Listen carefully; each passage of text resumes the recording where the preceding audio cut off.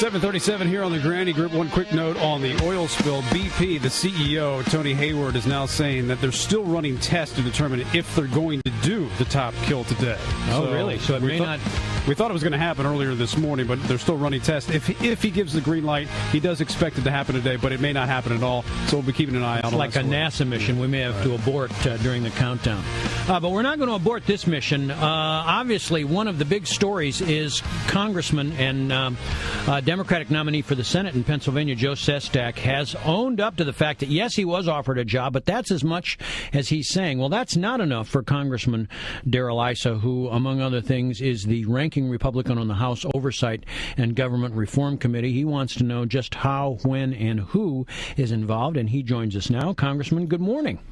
Well, thanks for having me on. And, initially I was sort of lonely wanting to know more. At this point, the press wants to know more. Dick Durbin says that he needs to say more.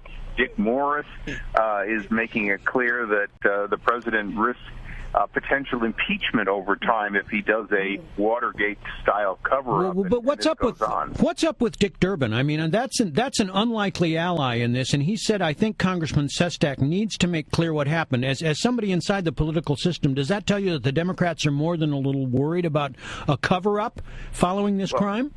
Absolutely. Dick Durbin's job is to make sure that the Senate does not fall into Republican hands.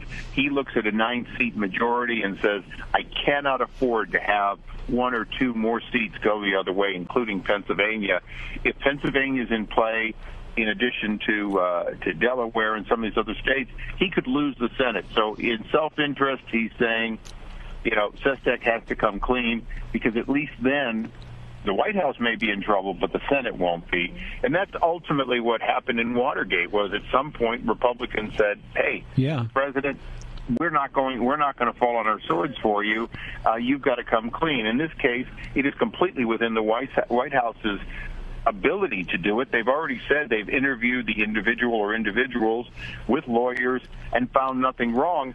They really just have to bring forward, well, how is it you found nothing wrong with something that Admiral Sestak, in plain English, said they tried to bribe me by saying they offered me this in return for getting out of the race? By the way, Congressman, can you tell us what law is actually violated here? I mean, a job for in exchange for a political position is pretty much quid pro quo. But where is the actual felony in this? Well, if somebody helps you get elected and you make them your chief of staff, that's fine. Yeah.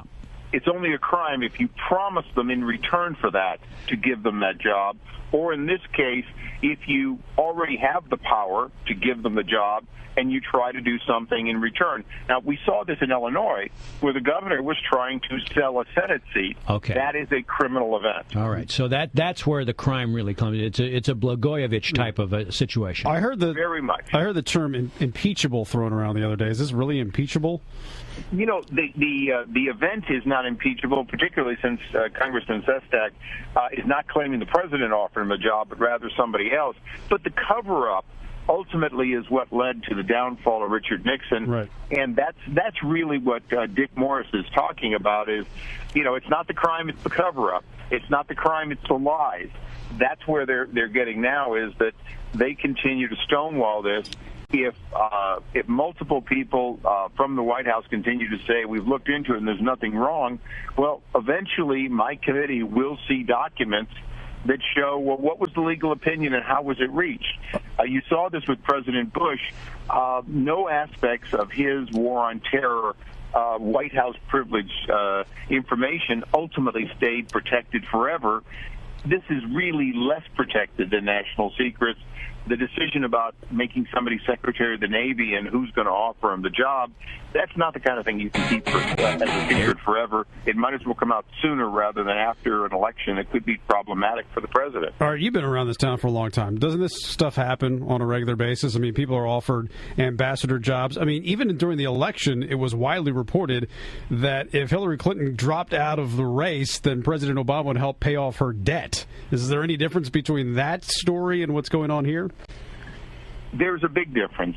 First of all, the president has the power to make these appointments, and that's where the crime actually comes from, is if you have the power to give the job and you ask for something in return, that's a Blagojevich-type situation. But more importantly, this is a president who campaigned successfully on going well beyond, quote, the status quo, business as usual in Washington.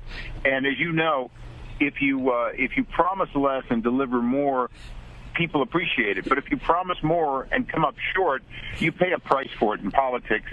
In this case, this may or may not be illegal. This may or may not be something that goes to the president, but it certainly goes to the question of, is this president doing all he can to have a transparent and honest White House? Not if any part of what Congressman Sestak says is true and he does nothing about it, particularly to the individual who inappropriately made this job offer, potentially. Do you have a sense of how the end game is going to play out? Do you think some administration official or underling will be thrown under the bus here in a sacrificial lamb, or will this get to hearings, whether it's in your committee or the ethics committee, and there will be continual stonewalling? I mean, how do you think this will resolve? Well, first of all, there'll be no hearings. It's very clear that Speaker Pelosi is not going to allow them. Eric Holder is not going to investigate. He's made that very clear. I see that. But the press is not giving up. And this is beginning to go mainstream press in a larger and larger ways on a national basis. So eventually the White House is going to have to come out with a statement. Now, if that statement is honest, it may or may not lead to the termination of a White House employee. If that statement is less than honest, that's where the president would be going the wrong direction. And I think it's why they're holding off so long giving us an answer. I predicted on Fox and Friends this morning that the White House will probably issue some sort of a statement on this as soon as Congress adjourns on Friday. Perfect. Well, we'll be waiting. Congressman Issa, always appreciate you coming on the show. Thanks a lot. Thanks, Congressman. Thank you both. WML News Time 7:44.